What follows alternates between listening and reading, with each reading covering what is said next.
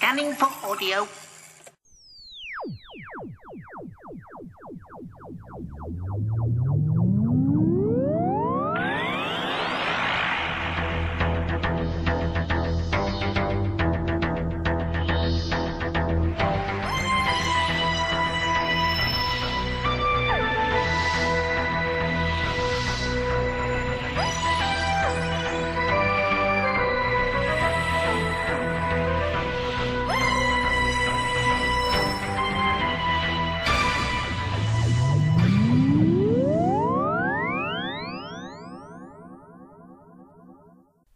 Welcome once again to the Tin Dog Podcast. And indeed, this is one of the 4 recorded back-to-back Tin Dog podcasts. So how have you been since I last spoke to you? I would normally thank you for all of the emails you've been sending, but as the last 3 podcasts were all recorded in the last 2 hours, I haven't actually received any emails since then. So if you have emailed me in the last month, thanks very much. And if you haven't, well, you can at tin-dog@hotmail.co.uk. The Tin Dog Podcast's now been running for 2 years, and I'd like to thank everyone who's partaked and given feedback in that time. It really means a lot to know that there are listeners out there, and I'm not just talking to myself. However, right now, I am just talking to myself, and I'm talking to myself about Attack of the Cybermen. As well as Attack of the Cybermen, I'll be talking about something I've been meaning to talk about for some time, and that's the history of the Cybermen. And the reason I've chosen this podcast to talk about the history of the Cybermen is because Attack of the Cybermen, the story, available on DVD very, very soon, relies so heavily on it, the backstory linked with the Cybermen, as to make your head spin.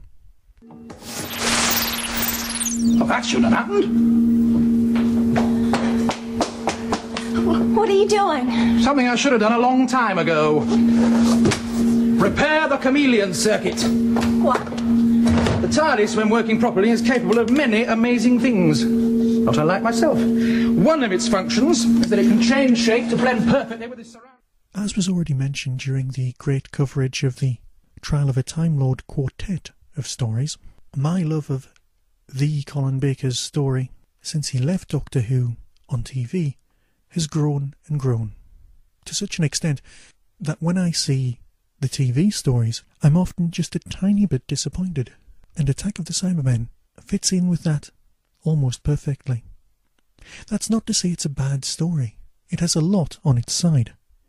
It also has a lot going against it, which I'll cover in a moment.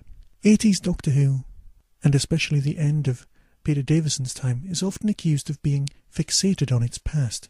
But look at it this way. If you had a TV show that had lasted so long, and had such a rich history, referring to its past is often an option you just can't help yourself with. It became a tradition for every Doctor to deal with the Cybermen and to deal with the Daleks at some point during their tenure. And that's a perfectly reasonable way to behave. These are classic monsters that we all love. And so the Colin Baker's second story, Attack of the Cybermen, rolled around. Although it's his second story, it's actually the beginning of his first, and for my reading, best season. The only story that we'd seen him in beforehand was the 6 months earlier Twin Dilemma, which is possibly my least favourite Doctor Who story at all. And for my sins, I can't even bear the fact that I bought it on VHS when it came out. That is a sign of a mental illness, rather than the fact that I'm a Doctor Who fan. But we're not here to talk about the Twin Dilemma, we're here to talk about Attack of the Cybermen.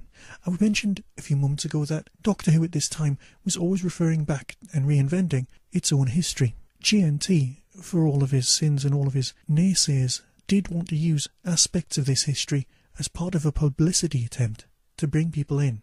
And to that end, this story, the beginning of the season, has something that immediately, if it was these days, would have put cats and pigeons together on the internet.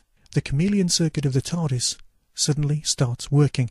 The erratic 6th Doctor, and believe me, he is very erratic, saying things like, And yet you've undertaken so much work. Well, what I really mean to say is you still seem a little unstable. Unstable? Unstable? Unstable? This is me, Perry. At this very moment, I am as stable as you will ever see me. Oh, dear. You must forget how I used to be. I'm a Time Lord. A man of science, temperament, and passion. And a very loud voice.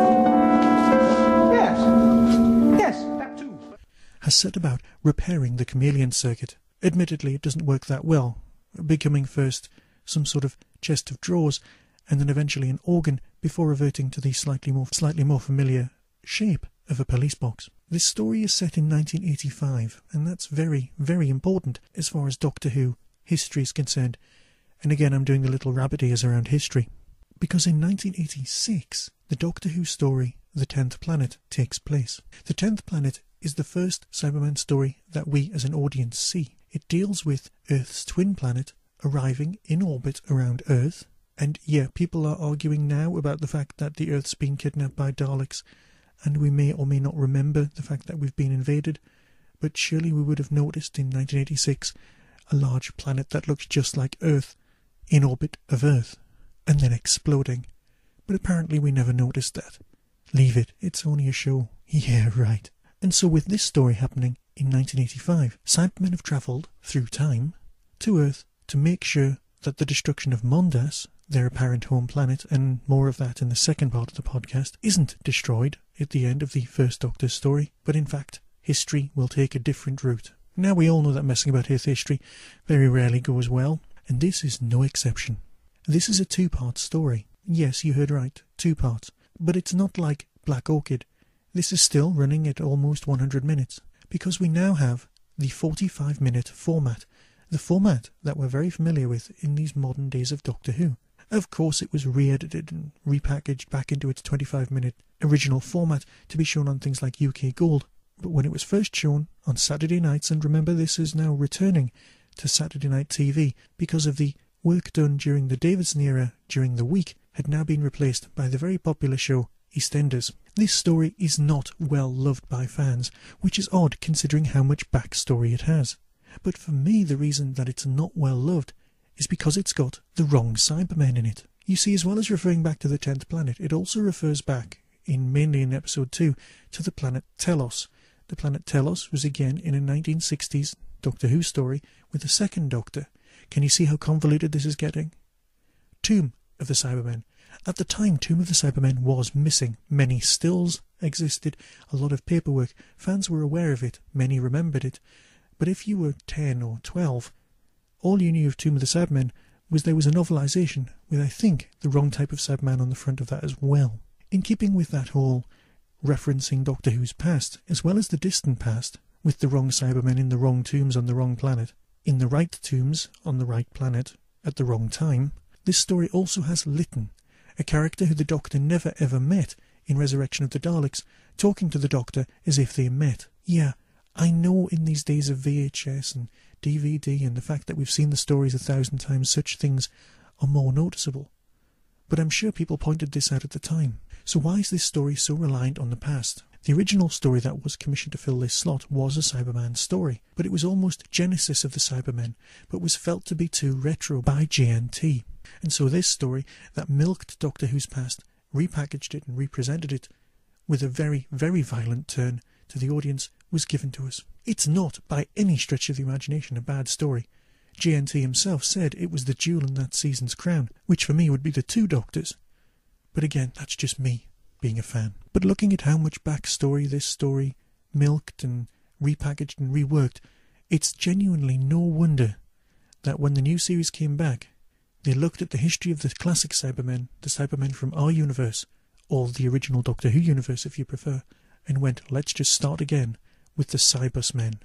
It's far too complicated. And there you go. I managed to get through that entire review of Attack of the Cybermen without once mentioning the Fat Controller. Damn. Basically, the actor who'd played the original Cyber Controller in Tomb of the Cybermen was in this story as well, because they thought the continuity would work. The fact that he's a faceless Cyberman and is nearly 7 foot tall, you can kind of let go, so I'm not completely sure why they used him if they didn't even keep the original voice treatment or the original design. But they hired him anyway. The man had put on a few pounds in the intervening 20 years, and let's face it, not many of us are thinner than we were 20 years ago. But of course, with any physical imperfection, most fans will pick on him, and it's very easy to call the Cyber Controller the Fat Controller, because he is slightly larger than he was. His point of reference has appeared in many other Doctor Who stories, and, of course, some Harry Potter films. Before I move on, I'll just mention what else is on the disc. The commentary with actor Colin Baker, Nicola Bryant, Terry Malloy. Now, Terry Malloy is better known to most of us as Davros, but here you can see him without makeup, playing a potentially very lost policeman. The documentary, The Making of the Attack of the Cybermen, is called The Cold War and goes into a lot of depth. A photo gallery, trials and continuity, the PDF stuff that you normally get, an Easter egg that's actually very, very funny and concerns a Dalek, isolated score, subtitle production notes. But the thing that's worthy of note the most, and contains possibly the greatest CGI ever seen in Doctor Who extras, is the Cyber story. It's a brief history of Cybermen in the classic series. However, it deals chronologically, from 1966 right up to Silver Nemesis, showing the change in character design and costume design all the way through. And with that, I'll leave Attack of the Cybermen and the Colin Baker on his way, and move on to talk about the history of the Cybermen. So until next time, be seeing you.